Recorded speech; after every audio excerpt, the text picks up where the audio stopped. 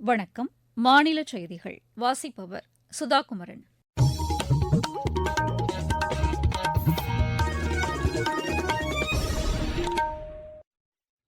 தலைப்புச் செய்திகள். வயநாடு நிலச்சரிவினால் பாதிக்கப்பட்ட கேரள மக்களுக்கு மத்திய அரசு உறுதுணையாக இருக்கும் என்று பிரதமர் திரு நரேந்திர மோடி கூறியுள்ளார். வங்கி நடைமுறை சட்ட திருத்தங்கள் விரைவில் கொண்டுவரப்படும் என்று மத்திய நிதியமைச்சர் திருமதி நிர்மலா சீதாராமன் தெரிவித்துள்ளார். கிராமப்புற மாணவர்கள் குடிமைப்பணி தேர்வுகளில் அதிக அளவில் தேர்ச்சி பெற வேண்டும் என்று தமிழக ஆளுநர் திரு ஆர் என் ரவி கேட்டுக் கொண்டுள்ளார். தமிழகத்தில் மலை கிராமங்களில் இருசக்கர ஆம்புலன்ஸ் சேவை விரைவில் தொடங்கப்படும் என்று மாநில அமைச்சர் திரு மா சுப்பிரமணியன் தெரிவித்துள்ளார். தமிழகத்தில் நீலகிரி, கோவை, நாமக்கல், பெரம்பலூர், திருச்சி மாவட்டங்களில் அடுத்த 24 மணி நேரத்தில் ஒரு சில இடங்களில் கனமழை பெய்யக்கூடும் என்று சென்னை வானிலை ஆய்வு மையம் தெரிவித்துள்ளது. இனி விரிவான செய்திகள். கேரள மாநிலம் வயநாட்டில் நிலச்சரிவினால் பாதிக்கப்பட்ட பகுதிகளை பார்வையிட்ட பின் நிவாரண முகாம்களில் தங்க வைக்கப்பட்டுள்ளவர்களை பிரதமர் திரு நரேந்திர மோடி நேரில் சந்தித்து ஆறுதல் கூறினார். மேப்பாடி செயின்ட் ஜோசப் பள்ளி முகாமில் தங்க வைக்கப்பட்டுள்ள பெற்றோரை இழந்த 2 மாணவர்கள் உட்பட பாதிக்கப்பட்ட ஒவ்வொருவரையும் பிரதமர் சந்தித்து ஆறுதல் கூறினார். அங்குள்ள மருத்துவமனைக்கு சென்று சிகிச்சை பெற்று வருபவர்களையும் சந்தித்து அவர் ஆறுதல் தெரிவித்தார். முன்னதாக சூரல்மலை, முண்டக்கை பகுதிகளில் ஹெலிகாப்டர் மூலம் பாதிக்கப்பட்ட பகுதிகளை பார்வையிட்டார். அவருடன் கேரள முதலமைச்சர் திரு பினராயி விஜயனும் சென்றிருந்தார். அந்த பகுதிகளில் ஏற்பட்ட பாதிப்புகள் குறித்து அதிகாரிகள் பிரதமரிடம் விளக்கிக் கூறினர். 50 நிமிடத்திற்கு மேல் சூரல்மலையை பார்வையிட்ட பிரதமர் ராணுவ அதிகாரிகள், சிறப்பு மீட்புப் படையினர், தேசிய பேரிடர் மீட்புப் படையினர் உள்ளிட்டோரையும் சந்தித்து பாதிக்கப்பட்ட பகுதிகளில் மேற்கொள்ளப்பட்ட மீட்பு மற்றும் நிவாரணப் பணிகள் குறித்து கேட்டறிந்தார். பாதிக்கப்பட்ட சில பகுதிகளுக்கு தரை வழியாகவும் வாகனம் மூலமாகவும் திரு நரேந்திர மோடி சென்று பார்வையிட்டார். பிரதமருடன் மத்திய இணையமைச்சர் திரு சுரேஷ் கோபியும் சென்றிருந்தார். பின்னர் அதிகாரிகளுடன் ஆய்வு மேற்கொண்ட பிரதமர் கேரள மாநிலம் வயநாடு நிலச்சரிவால் பாதிக்கப்பட்ட மக்களுக்கு மத்திய அரசு உறுதுணையாக இருக்கும் என்று தெரிவித்தார். இந்த பாதிப்பு குறித்து கேரள அரசின் விரிவான அறிக்கை கிடைக்கப் பெற்றவுடன் மாநிலத்திற்கு தேவையான அனைத்து உதவிகளையும் வழங்க மத்திய அரசு நடவடிக்கை எடுக்கும் என்று கூறினார். நிலச்சரிவு ஏற்பட்ட நாளிலிருந்து அனைத்து மீட்பு மற்றும் நிவாரண நடவடிக்கைகளையும் தாம் தொடர்ந்து கண்காணித்து வந்ததாகவும் பாதிப்பிலிருந்து மீள்வதற்கு தேவையான உதவிகளை மத்திய அரசு செய்து வந்ததாகவும் பிரதமர் தெரிவித்தார். வயநாடு பேரிடரால் பாதிக்கப்பட்டவர்களை தாம் நேரில் சந்தித்தது குறித்து பேசிய பிரதமர் ஆயிரக்கணக்கான குடும்பங்களின் கனவுகள் இந்த நிலச்சரிவினால் சிதைந்து விட்டதாக தெரிவித்தார். பாதிக்கப்பட்ட குடும்பங்களின் எதிர்காலத்திற்கு தேவையான உதவிகள் செய்து தரப்படும் என்றும் திரு நரேந்திர மோடி கூறினார். வங்கி நடைமுறை சட்ட திருத்தங்கள் விரைவில் கொண்டுவரப்படும் என்று மத்திய நிதியமைச்சர் திருமதி நிர்மலா சீதாராமன் தெரிவித்துள்ளார்.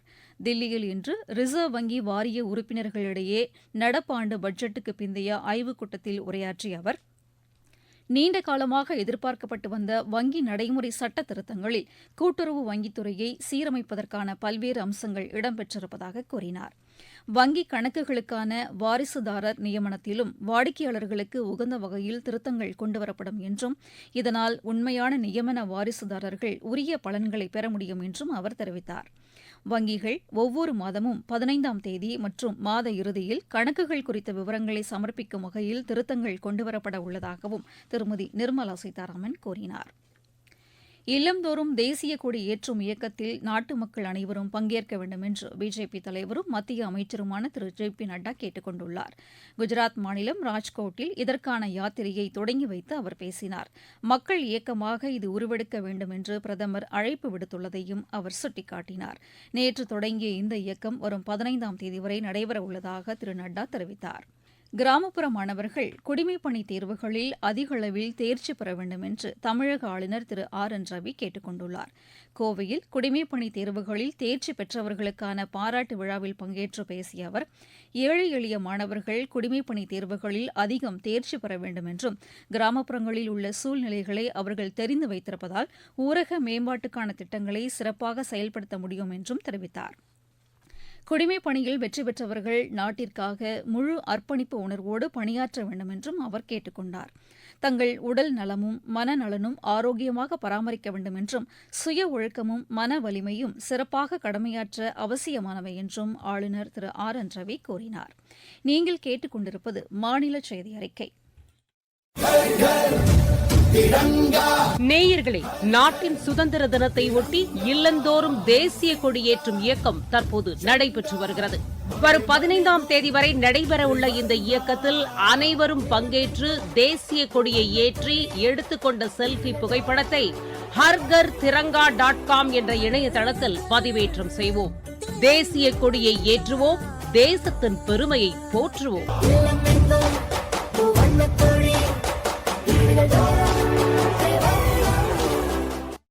தமிழகத்தில் பழங்குடியினர் வசிக்கும் மலை கிராமங்களுக்கு எளிதில் செல்லும் வகையில் இருசக்கர ஆம்புலன்ஸ் சேவை விரைவில் தொடங்கப்படும் என்று மாநில மக்கள் நல்வாழ்வுத்துறை அமைச்சர் திரு மா சுப்பிரமணியன் தெரிவித்துள்ளார்.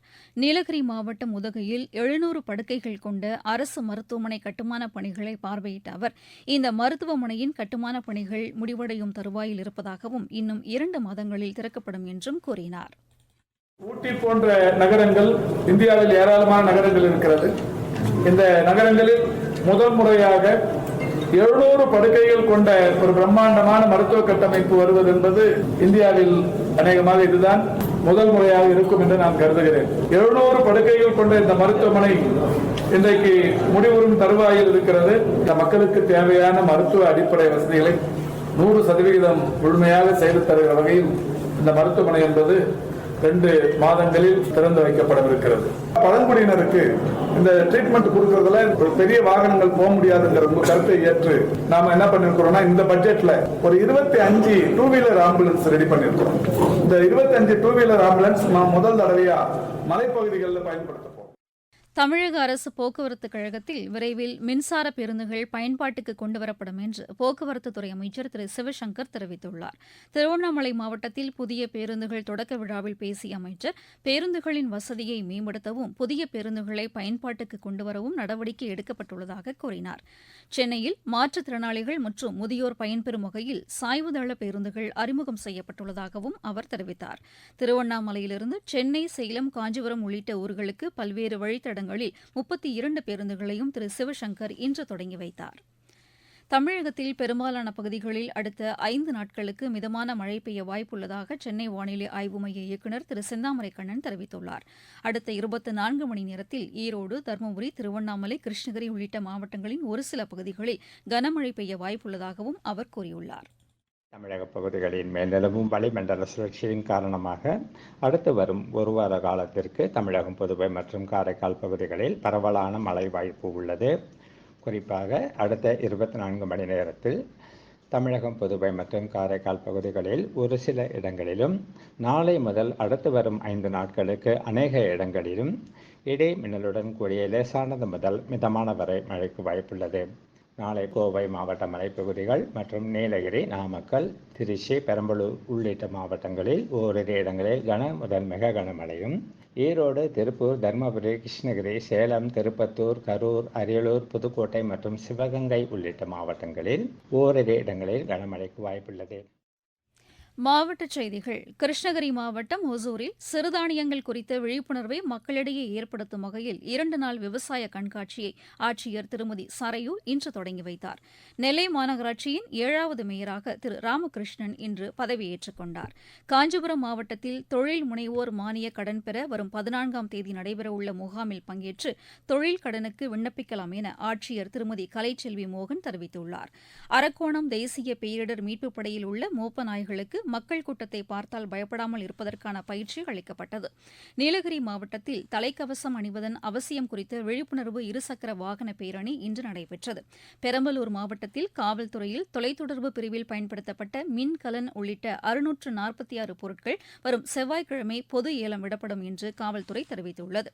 விளையாட்டுச் செய்திகள். பாரிஸ் ஒலிம்பிக் ஹாக்கி போட்டியில் வெண்கலப் பதக்கம் வென்ற இந்திய அணி இன்று புதுதில்லி திரும்பியது. விமான நிலையத்தில் இந்திய அணியினருக்கு உற்சாக வரவேற்பு அளிக்கப்பட்டது.